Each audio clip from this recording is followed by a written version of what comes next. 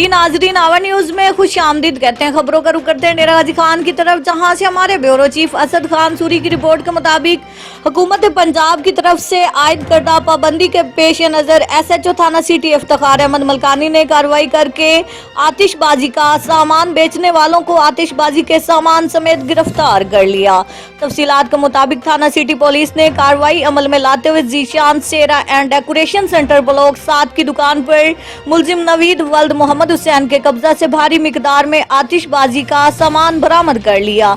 मुलजिम के कब्जे से स्टिक रोड 44 अदद, छोटे बम 104, अनार 30 अदद और कौन शुरली 100 अदद बरामद करके मुलजिम के खिलाफ कानूनी कार्रवाई शुरू कर दी है। गिरफ्तार होने वाले मुलजिम नवीद ने बताया कि मैं यहाँ दुकान पर मुलाजिम हूँ और ये सामान जीशान दुकान मालिक का है जो खरीद कर लाया था। SHO थाना सिटी इफ्तिखार अहमद मलकानी का कहना था कि हुकूमत पंजाब की तरफ से लगाई गई पाबंदी के बावजूद मुलजिम पटाखे, शुरली वगैरह फरोख्त कर रहा था और ये आतिशबाजी का सामान किसी भी हादसे का सबब बन सकता था। मजीद इस हवाले से सर्च ऑपरेशन जारी है।